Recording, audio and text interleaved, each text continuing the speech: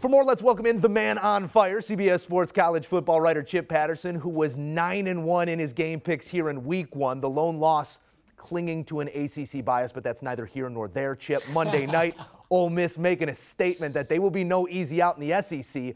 Offense was humming. Defense far more stout than what they were a year ago, taking steps in the right direction, no doubt. Your initial reaction to this one is what? Two reads on the last comment you had right there, because number one, we did see an Ole Miss defense led by DJ Durkin that was fantastic.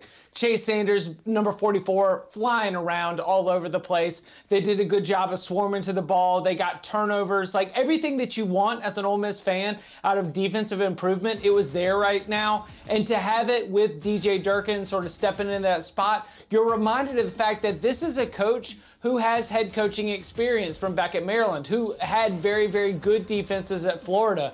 And so you start to understand as an Ole Miss fan that this really could be a year where if LSU is going to lose at UCLA, if Mississippi State's going to struggle against Louisiana Tech, where you might be one of the top 2 or 3 teams in the SEC West. Is your distance between Alabama and you great? Yes. But, man, getting better on defense is the first step for Ole Miss being able to close that gap with Alabama, because Matt Corral, fantastic. One of the best quarterbacks in the country. This Ole Miss offense, fantastic. One of the best offenses in the country. But getting better on defense was the big theme of the night.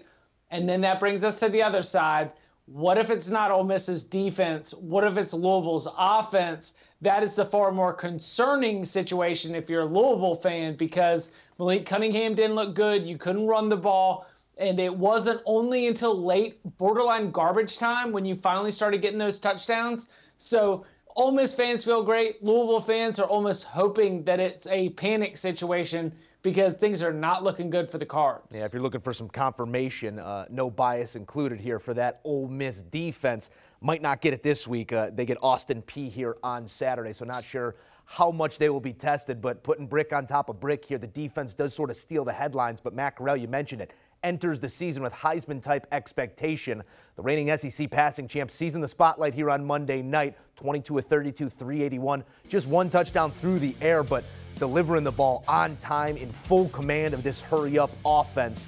What did you think of the junior signal caller here in week one, where sometimes things can go awry when you're trying to go tempo week one? Right, and the experience here is what I think is so important, because Lane Kiffin's not there. Jeff Lebby a couple years ago was running spreadsheets, working on a bank statement to be able to figure out how he could hit his Q1 numbers. Like, this is very much a combination of personalities that is fascinating, because Matt Corral, of course, originally committed to Florida out of high school. And to have these 3 almost wayward offensive personalities all coming together, I think that everyone is very mature when they have conversations about what they want to do on a Saturday or a Monday for this matter. And I think everyone's very mature and almost professional in the way they handle their business. And that's what you see. And that's why, like, Matt Corral, I don't know if he's going to win the Heisman, because I don't know if Ole Miss is going to win enough games for the Heisman Trophy voters to award that kind of status to him. But this is why NFL teams are going to be really excited about Matt Corral, because he is a mature quarterback who has seen things, who is advanced in this offense.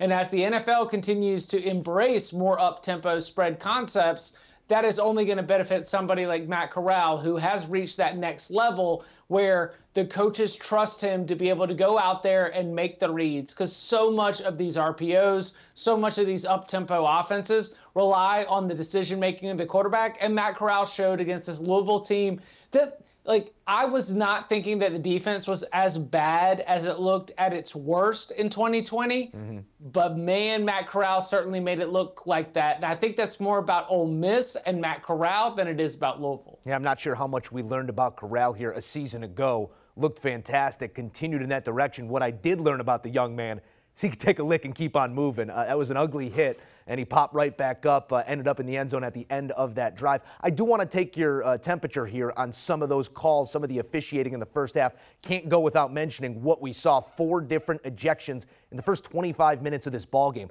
4 separate targeting calls, reviewed and upheld. The Corral one, hard to argue with, but then some other plays here by linebackers, some plays around the sidelines that were a little less cut and dry, varying degrees of obviousness here, Chip. But you're watching this all transpire in real time, player after player sent to their locker room.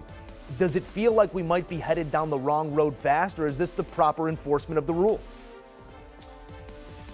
I'm so sorry to take door number 3 here on you, Joe, because I understand that's bad for television, but I really think this is unique because all of the players on both these rosters and the officials who officiated this game have been watching college football since Wednesday night when UAB played Jacksonville State.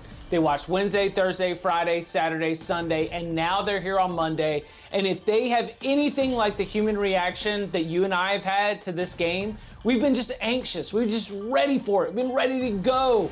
And so to see defenders a little bit more anxious to launch, to see officials a little bit more anxious to toss the flag, I really think that there is a unique Week 1 Labor Day Monday human element to what we saw in terms of the penalties, where everyone was just a little bit more on edge. And I do think that over time, once we get into several Saturdays and a little bit more of a schedule, I think we'll see that the penalties and the targeting penalties will even out. But I put myself in the mentality of an 18 to 22-year-old defensive player, and I might launch. If I've been watching everyone hit all weekend and it's finally my time, I might launch. And if I'm an official and I've been trying to watch and I'm excited about the return to college football, just like so many fans, I might be a little bit more jumpy. So I will say that right now, as we speak, I think it's a little bit more of the human element than we are going down the wrong path.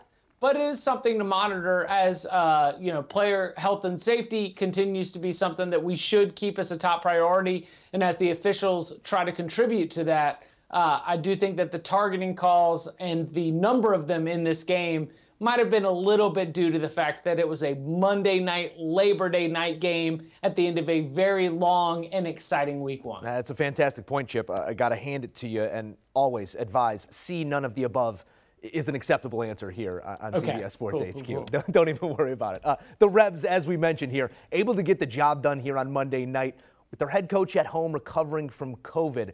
The ability to maintain that lane train type offensive production in the headman's absence, he really does set the tone for this program and has over this last year and now this single game. You've sort of seen his fingerprints all over it, but without him there, for them to produce in the way they did, tells you what about this group?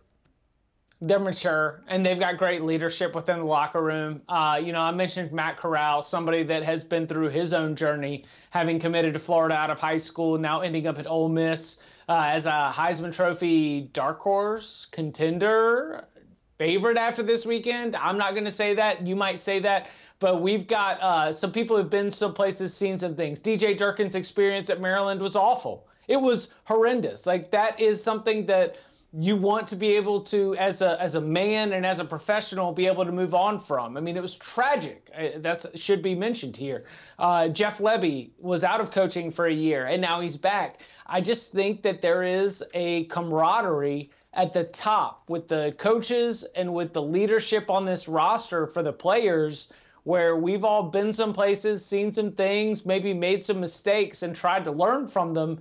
And that is a hardening, a weathered factor that makes Ole Miss very dangerous. And I go back to something I said earlier, where you look at the SEC West and LSU's losing, and you're trying to figure out who's going to be number 2 or number 3. Texas A&M takes care of business, but we've got a couple interceptions in that first half. There's no reason, if I am in the Ole Miss program, why I don't think that we should be the second best team in the SEC West.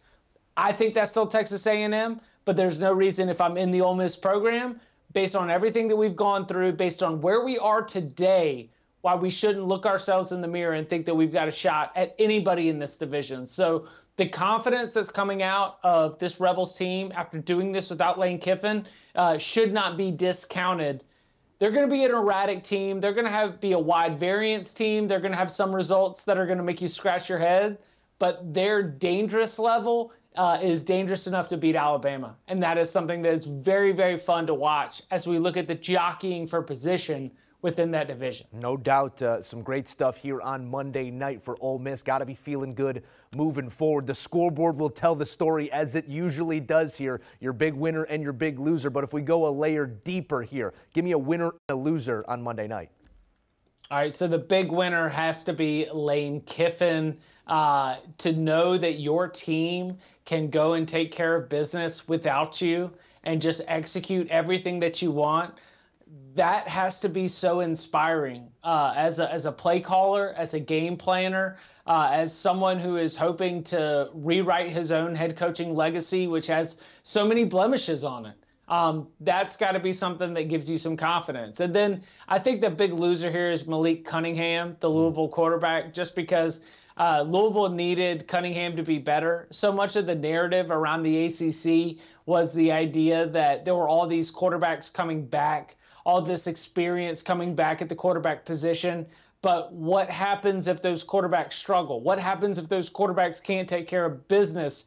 Cunningham falls into the same basket as Sam Howell, falls in the same basket as Derek King, falls into the same basket as DJ Uiagalelei, as quarterbacks that we had high expectations for that lost on week one. It's not a great position to be in. Cunningham has to play better. The Louisville offense has to play better, or else this Cards team is going to be sliding backwards after a very exciting first season with Scott Satterfield as head coach back in 2019. He is Chip Patterson putting a stamp on week one of college football.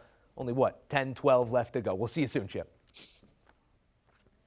And don't forget, there's only one place to be this college football season. That's with our guys on the Cover 3 podcast. They break it down each and every week with all the latest news and notes and winning picks as well. Download, subscribe, and enjoy the Cover 3 podcast. Want a sports network that delivers everything that matters about the game? The highlights, the picks, the instant analysis. No yelling, no fake debates, no politics. Hit the subscribe button and never miss a moment.